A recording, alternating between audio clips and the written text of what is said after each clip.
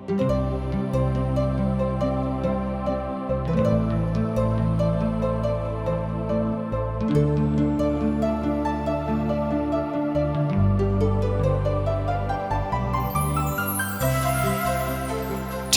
द्वारा प्रसारित कार्यक्रम जिंदगी की राह में आप सबका स्वागत बा। ई कार्यक्रम मसीही विश्वास खातिर प्रार्थना में जयवंत जीवन और फलवंत होके बदे और बाइबल का विधिवत अध्ययन खातिर उत्साह बढ़ावे वाला, जवना से हर परिवार बाइबल की दिशा में मजबूत होके और जयवंत जीवन जिए। कृपा करके देखी और सुनी ताकि परमेश्वर आपकी जिंदगी का मार्गदर्शक ठहर सके। प्रिय मित्र, ये अध्याय के मुख्य विषय है यरदन नदी के पार कइल। कनान देश में यरदन नदी के पार कइल बहुते बड़ निर्णायक अवस्था रहे। जैसे कि इसराइली सब के विश्वास चिंतित रहे। लगभग 40 साल पहले इसराइल के संतान सब बहु समस्या के सामना कइले रहे, पर उन लोग असफल हो गइल बाड़े। लोग लाल समुद्र पार करे के द्वारा स्थाई के निर्जन प्रदेश से बहरी निकलने खातिर तनकी साथ विश्वास के जरूरत रहे। पर यरदन नदी के पार क के कनान के जमीनी पर आक्रमण करे खातिर अधिक विश्वास के जरूरत पड़ल। काहे कि एक खाली नदी पार कइला के बाद वहां बचे के कोनो संभावना ना हो सकत रहे। एक खाली ओ भूमि में प्रवेश करे पर ओहनी के उनका दुश्मन सब के ओहनी लोग के सेना, रथ और देवाल वाली नगर सब के सामना करे के पड़ल। प्रजा मिल के परमेश्वर पिता के प्रति संपूर्ण समर्पण में कदम तथा अपन डेरा डल ले। प्रिय मित्र, रउआ हमारे संगे ज्यादा से ज्यादा जानकारी खातिर अपन पवित्र शास्त्र बाइबल निकाल ली, यानी कि हरदम खोल ले रही। हाँ, तो ओह देखी यहोशू की किताब 3 अध्याय 1 से 4 पद तक सुनी। हम पढ़ रहा बानी। यह तरी से बखान बा, यानी कि लिखल बा। तब यहोशू बड़ा फजरे उठले और सब इसराइली के साथे सतीम से प्रस्थान कर यरदन के किनारे पहुंचलन। उ यरदन जाए से पहले वहां पड़ाव डलले। 3 दिन के बाद अधिकारी गण शिविर के बीच में से होत निकलले और उ सब लोगन के ई आज्ञा सुनले, यानी कि सुनौले। जब तू लेवीय याजकन सब के अपना परमेश्वर यहोवा के वाचा के संदूक, यानी कि बक्सा कंधा पर चलत देख, त तू अपना स्थान से प्रस्थान कर और एकरा पीछे पीछे चला। पर ओकरा तथा तोहरा बीच लगभग 2000 हाथ के अंतर रहे और ओकरा अधिक नजदीक मत जइहा, जेकरा के तू देख सक कि तोहरा कोनो मार्ग, यानी कि राही से जाए के बा। काहे कि तू एह राह से होके पहले कबहू ना चला। प्रिय मित्र, परमेश्वर पिता यहोशू और इस्राएल सब के संतान से यरदन नदी पर करे के कहले। जब उन लोग यरदन नदी पार पहुंचले लोग, त ई बिल्कुल अलग रहे उन लोग के लाल समुद्र पार करे से। जब उन लोग लाल समुद्र के पार कैले लोग, तो मूसा पानी में नीचे गइल रहन और मूसा अपना छड़ी से पानी के मरलन। ओ रात पानी लुढ़क के वापस चल गइल रहे और उनकर नदी पार कइल एगो बहुते चमत्कार रहुए। एक तरी बात रहुए जौना के कि परमेश्वर के सामर्थ से छड़ी उठा के मूसा मरले और दू भाग में बट गइल और पार उतर गइल लोग। ई पानी बहुते तेज गति से बहत रहे, पर प्रभु के सामर्थ से वो छड़ी के द्वारा पानी के बीच में राह बन गइल। प्रिय मित्र, कुछ नया चीज भी जोड़ल गइल बा। एगो संदूक दूर में लोगन के आगे के ओर 300 फीट में नीचे उतरे के रहे, जौन की एकरा के अंदाज 1 मील कहल जा सकता और ई याजक सब के द्वारा उठा के ले जाए वाला रहे, जौना के यर्दन नदी के किनारे पर आके खड़ा होके के रहे। प्रिय मित्र, तरौआ और जानकारी खातिर हमरा संगे पढ़त सुनत चलत चली। यहोशू की किताब 3 अध्याय के 15 पद एह तरी से बता रहल बा। ध्यान से सुनी। कटनी के सब दिन में यर्दन नदी अपना तट के ऊपर से बहेले। जब वाचा यानी कि प्रतिज्ञा के बक्सा उठावे वाला यर्दन में उतरे और बक्सा उठावे वाला याजक सब के गोड़ तट के पानी में पड़े। प्रिय श्रोता, जब याजक यर्दन नदी के किनारे पर पहुंचले लोग तो पानी दूर में पीछे बनाए शुरू हो गइल, जैसे कि ओ पर बांध दिहल गइल होके। पानी जौन की एक किनारे पर रहे नीचे के ओर बढ़ गइल और इस सामने वहां एगो सूखा राह रहे। ई पवित्र शास्त्र बाइबल में गणित कहल गइल महान आश्चर्य कर्म में से एक ह। इस साल के बसंत ऋतु रहे। ओह जमीन पर दूगो बरखा ऋतु रहे, पतझड़ में और बसंत ऋतु में। बसंत ऋतु के आशीष बहुते अधिक होत रहे और यर्दन पार बाढ़ के स्थिति रहे। इस संभव बा कि यर्दन के परिचय तट के लोग सोचे कि उनका किन्ने बहुते दिन बा या हो सकता बहुते सप्ताह बा। इस्राएली सब के नदी पार करे से पहले ओहन लोग सोच ले जा कि तत्काल अब ही कोनो खतरा ना रहे, पर हो सकता उन लोग में से कुछ लोग भीतर से डराइल रहे, काहे कि उन लोग जानत रहन कि 40 साल पहले इ लोग लाल समुद्र पार कइले रहे। प्रिय मित्र, यहोशू की किताब 3 अध्याय 16 से 17 में एह तरी से लिखल बा। तब ऐसन भइल कि ऊपर से नीचे बह के आवत पानी के जौन धारा रहे नम हो गइल। उ वहां से बहुते दूर आदम शहर के नजदीक जौन की सरतान के नजदीक रहे एगो ढेर होके खड़ा हो गइल। उन लोग यरीहो के सामने पार उतर गइले। सब प्रजा के यर्दन पार होके तक परमेश्वर यहोवा के वाचा के संदूक यानी कि बक्सा उठा के ले जाए वाला याजक यर्दन के बीचों बीच सूखल जमीन पर स्थित खड़ा रहन और सब इस्राएली सूखल जमीन पर से पार भइले।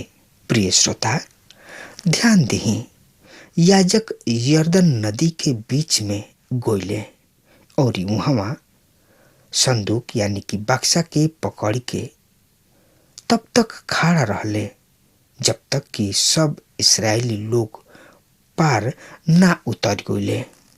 इस्राएली लोग यरीहो के सामने ना पार कइले, पर जब जलधारा वहां से बहुत ही दूर आदाम शहर में एगो ढेर होके खड़ा हो गइल।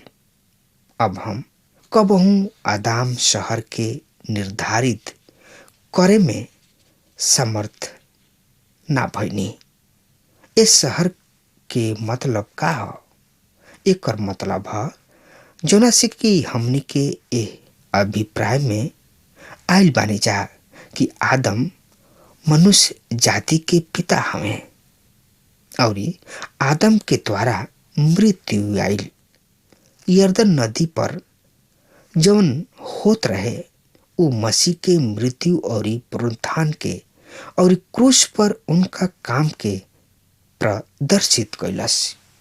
न केवल 2000 बरिस आगे के ओर स्पर्श करेला जहाँ रुआ और हम बानी, पर ई पीछे के तरफ आदम और मानव परिवार के शुरू होखला के भी छुएला।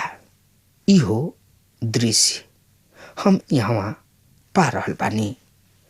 अब हम प्रभु यीशु मसीह के सबसे सुघर पुरुष सब में से एक बा जवन की पुराना नियम में दिहल गुल बा।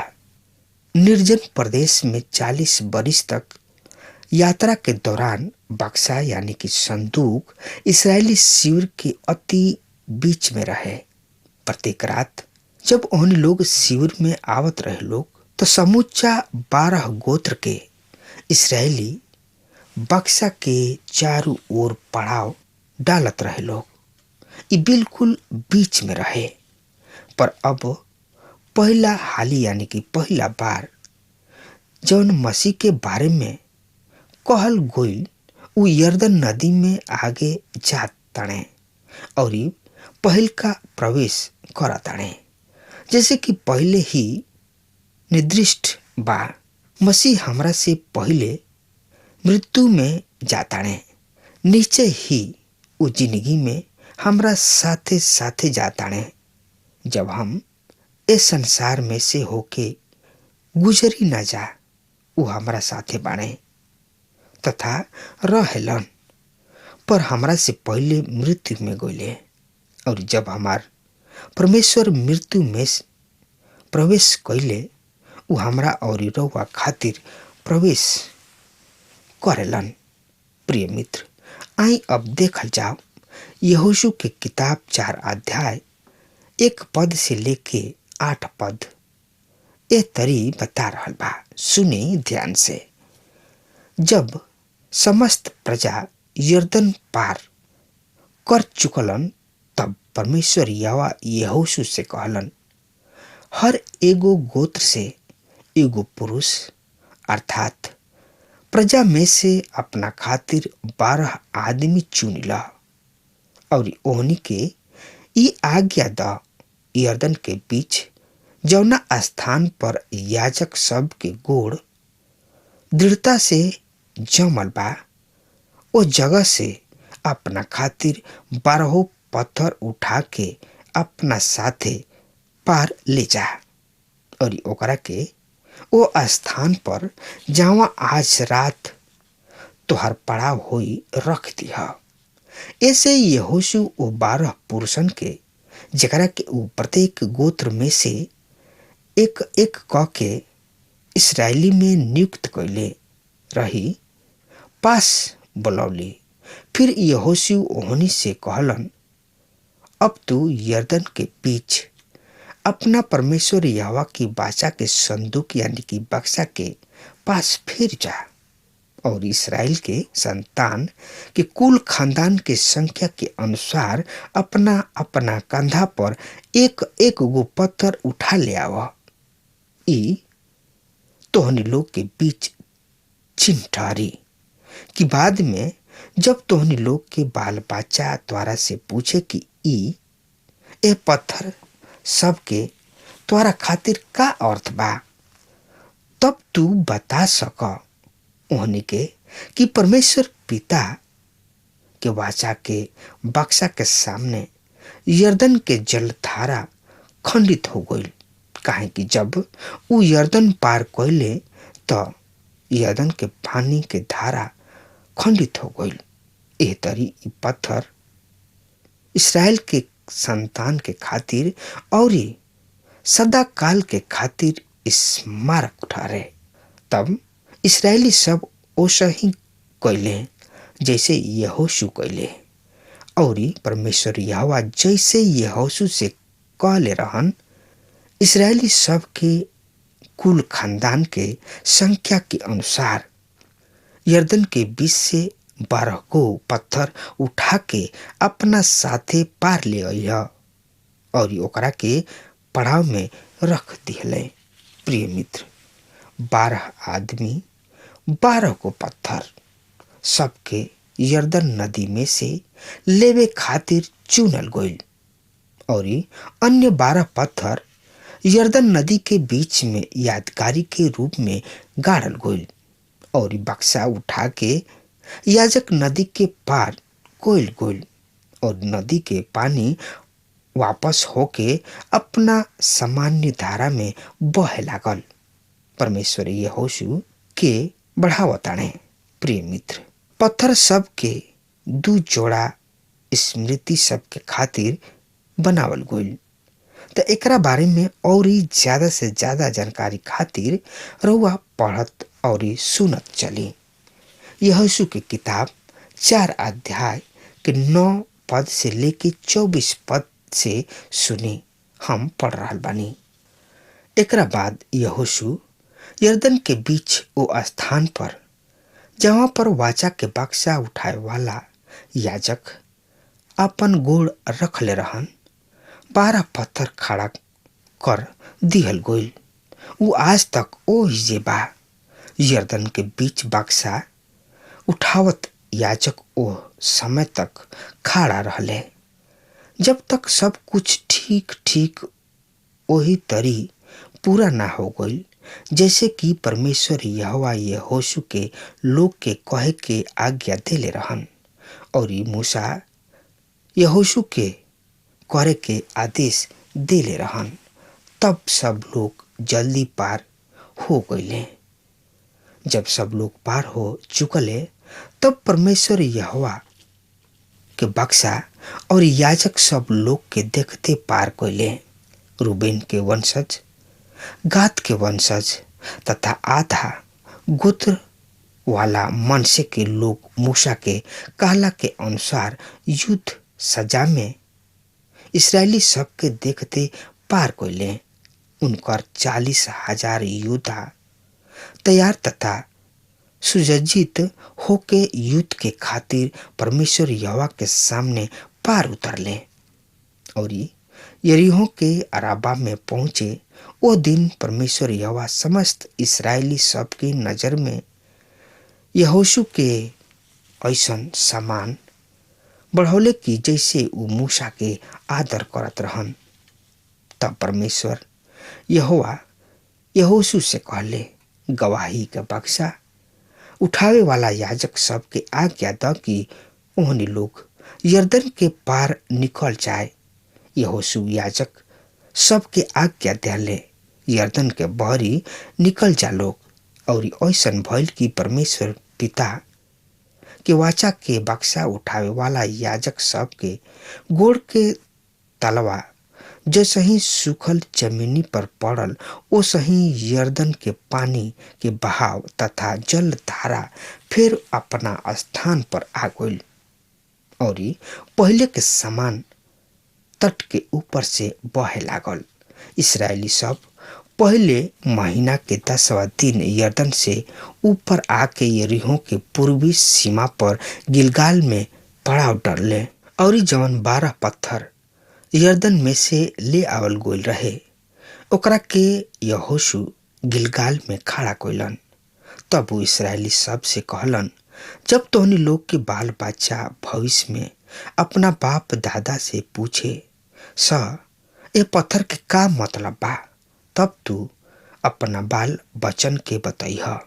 इसराइल सूखल जमीन पर चल के राह यरदन के पार कैले रहे लोग, काहे कि तोहनी लोग के यहोवा परमेश्वर तोहनी लोग के सामने यरदन के जल धारा के तोहनी लोग के पार होके तक ठीक वही तरी सुखा देले रहन, जौना से कि सब पृथ्वी के सब जाति जान ले कि परमेश्वर यहोवा के हाथ समर्थी बा, और तू अपना परमेश्वर यहोवा के सर्वदा भय मानत रही है।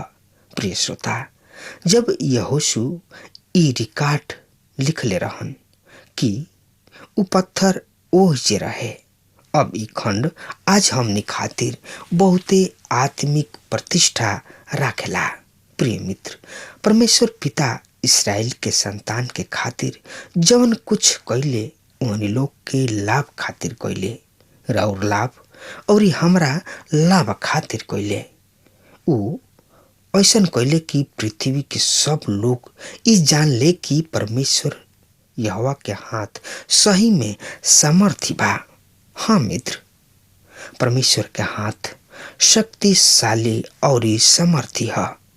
उनका किने आई और अपना ऊपर ओह समर्थी परल हाथ के अपना ऊपर रखवाई, एकरा बात महसूस करी और चंगाई के पाई। लेकिन ये सब कब हुई? जब प्रभु यीशु मसीह पर विश्वास करब तब। हाँ तो प्रिय श्रोता, अब हमार समय खत्म हो रहा बा, तब तक खाती रुआ हमरा के आज्ञा दही।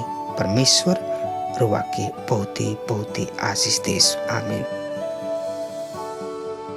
हमके विश्वास बा कि ई कार्यक्रम आप सब खातिर फायदेमंद सिद्ध भइल हुई। हम चाहतनी कि आप सब अपन अपन आशीष हमरों से बांटी। अगर आप सबके लगे बाइबल से चाहे आपकी निजी जिंदगी से कोनो सवाल होके, चाहे कोनो समस्या खातिर प्रार्थना करावे चाहतनी, तो हमारी फोन नंबर पर जरूर संपर्क करें। परमेश्वर आप सबके बहुत आशीष प्रदान करें और आज का दिन आप खातिर सुखद बनावे।